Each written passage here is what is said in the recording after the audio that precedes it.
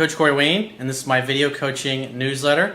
And the topic of this newsletter is going to be my bitchy, insecure girlfriend. Well, I've got two emails I'm going to go through with you today. We're going to focus a little bit on long-term relationships and communication and what the meaning is when your girlfriend or your wife who you're in a long-term relationship with becomes bitchy and cranky and starts creating drama and problems, and what the real reason behind it happens to be.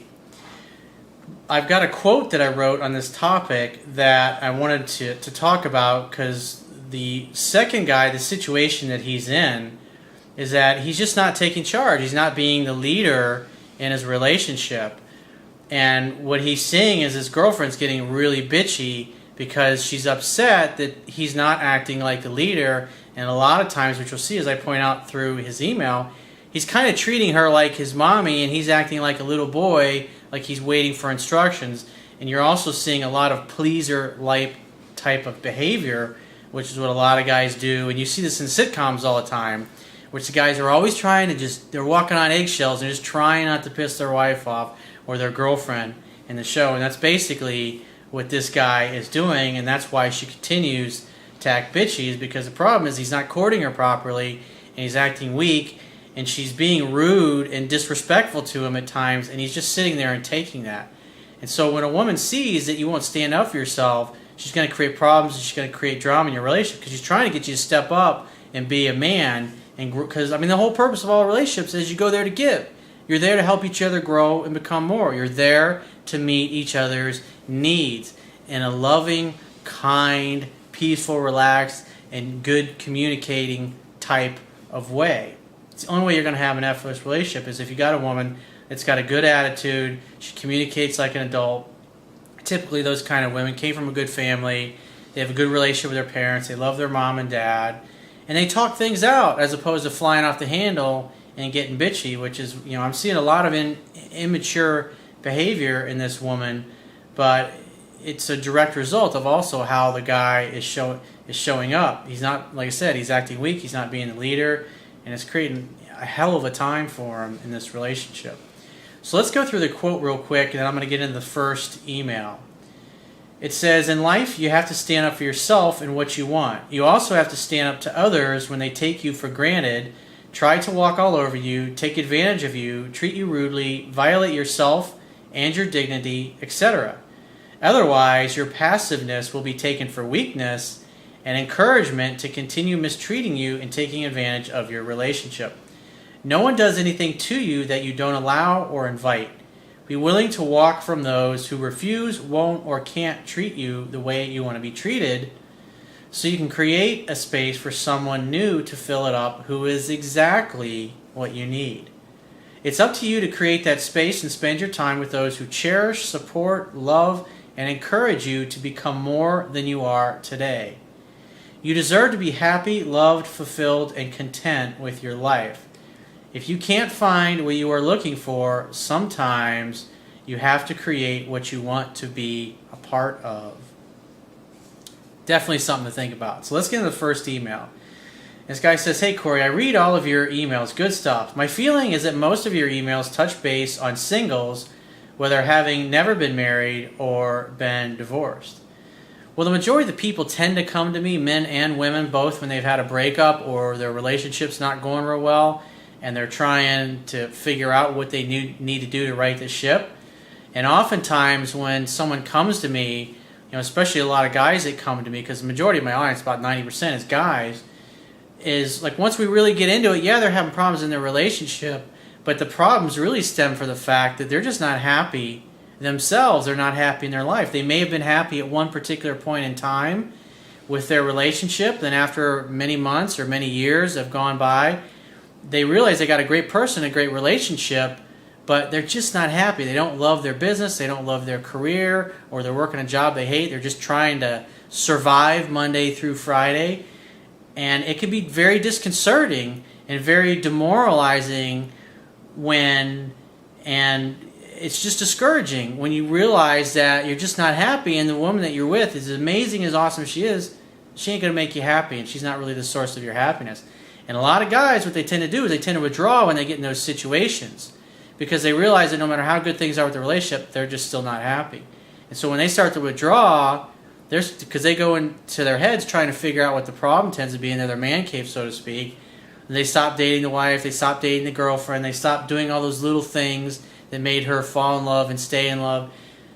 And he starts to, she starts to complain to him, and then he starts to withdraw even more because now he's not feeling like he's being successful in the relationship. Because all men, when they're in a relationship, if the woman's happy, we're going to take credit for it. Whether it was us or not, we're going to take credit for it. But if she's unhappy, we also take responsibility for that, and we feel it's our fault. And when it goes on for an extended period of time, we start to feel like we can't make our woman happy.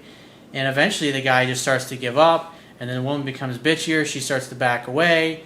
He doesn't know what to do. He withdraws more, or he walks around in eggshells just trying to please her so she doesn't get mad or upset, instead of really just being his own man and being the interesting, fun guy who seemed to have a purpose and a goal and a mission when they first got together. That's why I spend so much time on purpose, drive, mission, business, career, those kinds of things, because really those are huge essential things to your being able to feel happy and successful in your own life. And then when you are at that place, then you're ready to share your completeness with a woman who's got her own great life and her own great career and friends and family and activities and hobbies and things that she loves. And you get together to share the things that you have with one another, your common interests, so you can grow and become more together, and so you can give to one another and you can meet each other's needs. He says, I realize some of your material can be utilized for every situation. However, my feeling is that married couples often have unique situations revolving around a myriad of issues. Again, the biggest problem with guys in relationships is that they stop courting their wives or their girlfriend. And then when the problems start, they just tend to withdraw and things just spiral out of control. She leaves him. She has an affair. She wants a trial separation. She kicks him out of the house. Those kinds of things. But there's an article I wrote a while back, a couple years ago, called Men Beware of the Bitchy Woman. And there's also a lot of stuff that I go through in my book on communication techniques. And a lot of guys just don't know how to talk to women. They don't know when it's time to give her advice and when she just wants you to listen. And what happens, a lot of women also will shut down to guys in a relationship if the guy doesn't know how to communicate with her and open her up. Because if he's always trying to solve her problems when she's just talking about things, because women work through their problems by talking about them, and what happens is she starts to withdraw and push him away because she feels like he doesn't understand her. And then she starts to get more upset and get more bitchy because the more she tries to explain things through examples and relational examples, and he's continuing to try to solve a problem more and more, and he starts to get frustrated. She gets mad, she gets frustrated, and then it just turns into a big argument.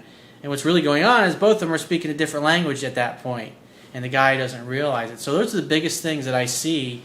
The courtship stops, or the guy doesn't know how to communicate with her, or his purpose and his mission is fucked up in his life. And those are the biggest things. And again, I talk about that extensively in my book. So again, most people are trying to get their relationship turned around or get their ex back by the time they come to me, because a lot of them wait until it's too late a lot of times. So let's get into the second email. This guy says, hey coach, I'm having a dilemma with the same girl I've been dating for about 4 months now, and I find my girlfriend can be quite demanding and unreasonable at times, and she often pushes for things.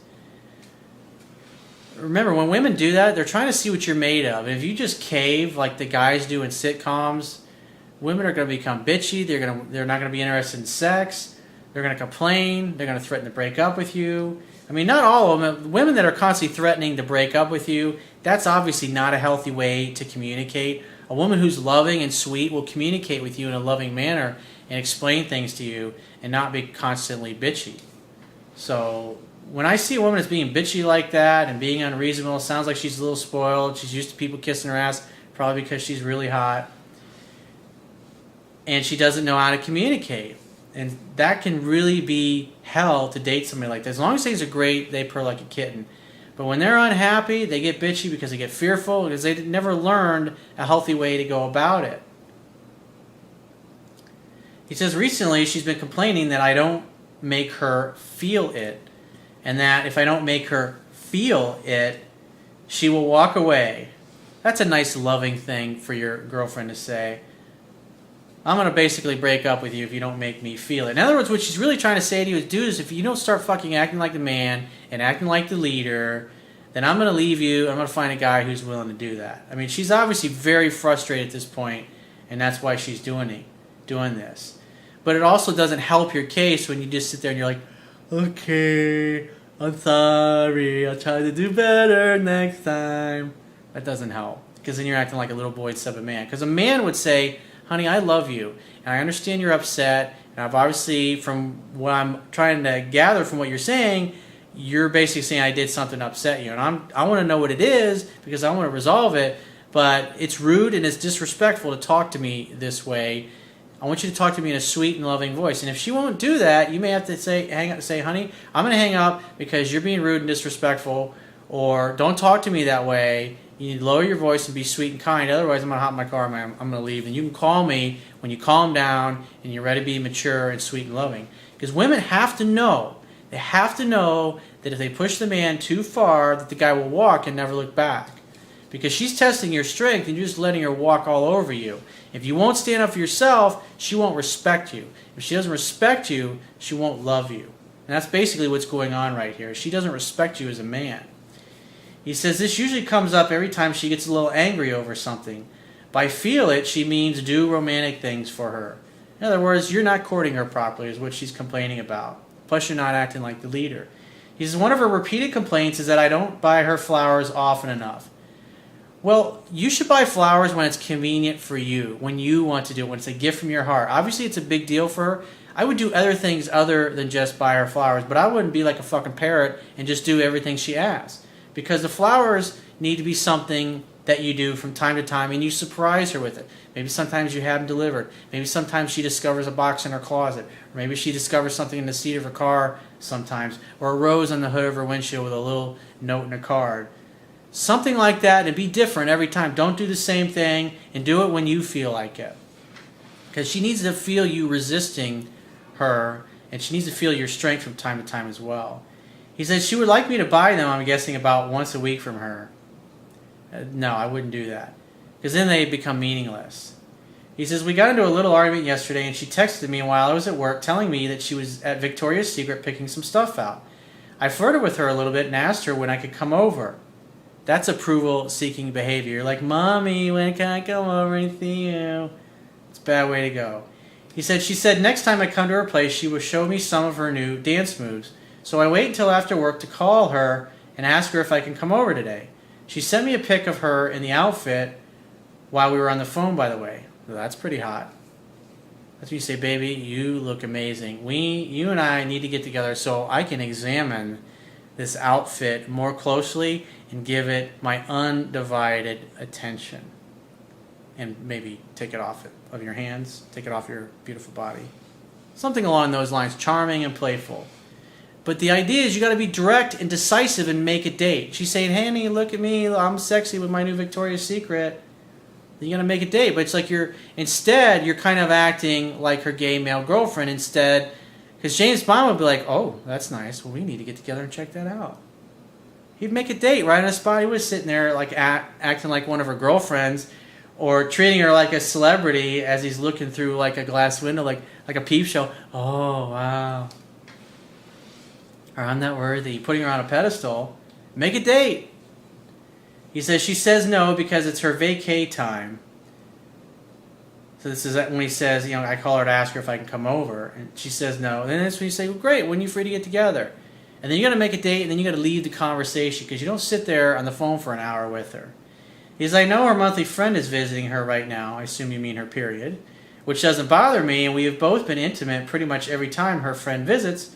So I took this vacay as her little friend, and I pushed flirtatiously to come over. You're trying to force yourself into her life. The idea is that when she gets in touch with you, you assume she wants to see you, and you make a date. But instead, you're acting like a horny teenager who's never seen a pretty girl before, instead of a man making a date to spend with his queen. He says, she seemed to be playing hard to get, but then I realized that she really did want the day to herself, at which point she said, fine, bring some food when you come over. I'm hungry. She really didn't want you coming over, dude. She's pissed off because you're acting needy. You're acting like a little girl and you're just acting weak. Instead of making a date, you're seeking your approval. Oh, please can't come over and spend time with you, Your Highness. Please. I know I'm not worthy, but please let me come over. He says she said this angrily, and I told her I had to make a stop at a friend's house as he was building a computer for me, and I wasn't quite sure when I'd be done, but I'd call her as soon as I get to my friend's place. This just pissed her off, because I guess the vagueness of the plan. Yeah, because you're being direct and being decisive is part of masculine energy, and you're not making a date. She wants to see you. She goes to Victoria's Secret to look beautiful for you, and you're just dancing in a circle, not really getting to the point, and kind of drooling all over her through the phone, instead of being a man and fucking handling shit. He says she tears into me, saying that my friend is more important to me than her, and that her schedule isn't conducive with the plan. He says, finally she breaks up with me. During this little tirade of hers, I respond with, yep, I see, okay, love you. That's when you say, honey, I love you, but this is bullshit. I understand you're mad at me, but it's like breaking up with me because you're mad. It's like, this is absurd. I love you, so call me when you calm down and you're ready to talk to me like an adult, because this is bullshit. I don't ever talk to you like this. I don't ever threaten to break up with you. Don't ever fucking do that shit to me again, because it's rude and disrespectful, and I don't deserve it. Treat me like your prince. Treat me like your king. If you want to talk about something, let's get together and let's talk about it over dinner. So call me when you calm down and you're ready to be sweet and loving again. And then you got to hang out and walk away, because that's fucking bullshit. Because you're allowing her to walk all over you. You're enabling her behavior by going along with this. And this is exactly what all guys do in the sitcoms. He says, I was acting as if I didn't really care because she's completely overreacting. I agree. But this is how she's trying to get your attention, because you've been acting weak. She ends with, in fact, I want to break up with you, and then hangs up. That's what she hangs up on you. Walk and never look back when a woman does that, because she's being rude and disrespectful. Like I said, you got to tell her that this is not cool, don't treat me this way, and then call me when you're ready to be sweet and loving again. He says, I'm pissed. I go to my friend's place, I have a couple glasses of wine while we're building the computer, and then I head home. I talked with one of my friends and his wife, and they advised me that my girlfriend wanted to feel like she comes first, which is true, and that I probably should have planned it out better. In other words, you should have been more of a man and been the leader. I agree with that. And I should apologize, as the girlfriend might actually take the breakup seriously if I don't. Well, it's okay to apologize for what you've done wrong, but she also needs to apologize for acting like an immature 4-year-old and throwing a temper tantrum and hanging up on you and threatening to break up with you. So you both need to get together and have some dinner and talk this shit over and let her talk, but you also need to let her know that her behavior and her threats and her intimidation is totally unacceptable and immature, and if she wants to continue dating you, that shit is going to stop and never happen again. He says, so I call her up, we talk every night before we go to bed, and I know you say it's not a good idea, because you become like her therapist or her gay male girlfriend instead of her lover, instead of her James Bond or her king. He says, but we've been doing it so long now, and I don't know how to stop it. And once I missed calling her, and she was pissed the next day. Yeah, you're definitely sloppy in the courtship, bro. He says, on the phone with her, she said she wasn't serious, but was still kind of pissed. And we talked about her trip to Victoria's Secret. We laugh a little, then the conversation goes south. I was tired. That's why you should be making a date, dude. It's like, baby, I want to see you. When are you free to get together? I want to see that Victoria's Secret so we could talk and hang out. Make a date, but you're not doing that. Instead, you're acting like her gay male girlfriend. He says, I was tired at this point, and she starts complaining that if I don't make her feel it, she would just walk away. To this I respond, I love you, I adore her, I adore you, I'll try harder, yada yada. But she goes on like this for 10 to 15 minutes, and at this point, I'm just trying to get off the phone. See, you're not being a man and standing up for yourself. You don't want to talk to her anymore. You should be making a date, but instead, you're acting like a pleaser. This is weakness. She knows you don't want to talk to her on the phone, and she's just doing it because she's waiting for you to fucking stand up and be a man.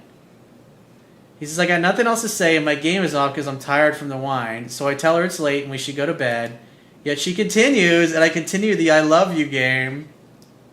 I'm really getting sick of this, but I figure I was a bit insensitive about meeting up before, and I should make her feel like she's special.